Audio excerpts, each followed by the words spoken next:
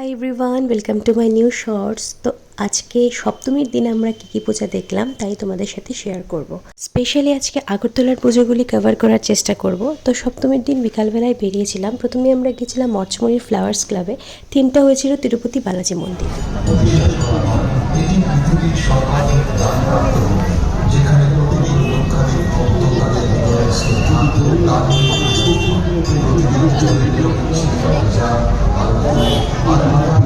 Lighting শোটা খুবই সুন্দর করেছিল। আর ভেতরে ঢুকতে তিরুপতি বালাজির মূর্তি ছিল একটা।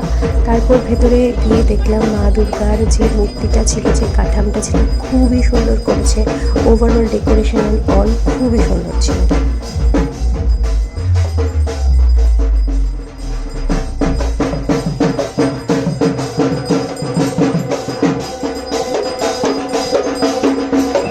দুর্গাপুজোর সময় যে ঢাকের আওয়াজটা, এটা তো আমার খুবই ভালো লাগে।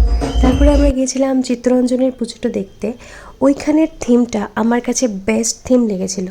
1857-এর সিপাহী মিউটিনি থেকে স্টার্ট করে 2025-এর অপারেশন সিন্দুর অবধি ইন্ডিয়ার যে জার্নিটা ছিল বা ইন্ডিয়াতে কী কী হয়েছে সবটাই এখানে তুলে ধরেছে।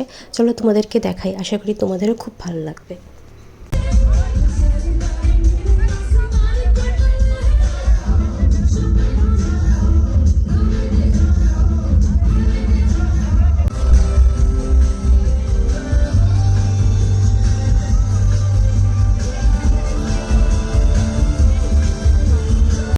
ইন্ডিয়ার ইন্ডিপেন্ডেন্সের সময় উমেনদের যে কন্ট্রিবিউশন ছিল, নেতাজির যে কন্ট্রিবিউশন ছিল, উনি কীভাবে আজাদ হিন্দ ফৌজ তৈরি করেছিলেন সবই এখানে দেখানোর চেষ্টা করেছে। Really I got goosebumps after seeing this. তারপর আমরা ভেতরে ঢুকলাম, মার মূর্তিটা দেখলাম, খুবই সুন্দর হয়েছিল চিত্তরঞ্জনের মূর্তি।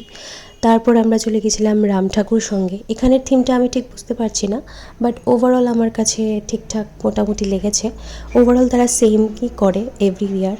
তারপরে আমরা যে রাস্তার মধ্যে যে ছোটো ছোটো ক্লাবগুলো পড়ে ওইগুলো দেখার চেষ্টা করলাম। এই ক্লাবটাতে একটা ফানি ইনসিডেন্ট হয়েছে।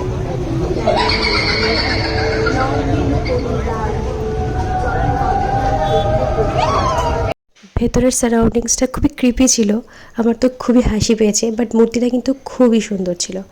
ওভারঅল ডেকোরেশনটা আমার খুবই ভালো লেগেছে। এটা ছিল আই গেস মডার্ন ক্লাবের পুজো। তারপরে আমরা গেছিলাম শান্তিপাড়া। এখানে মেবি কোনো একটা হিন্দু টেম্পল করেছে।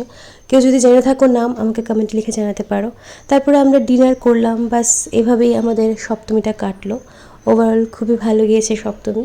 সবাইকে শুভ সপ্তমী, তোমরা খুব ভালো থেকো।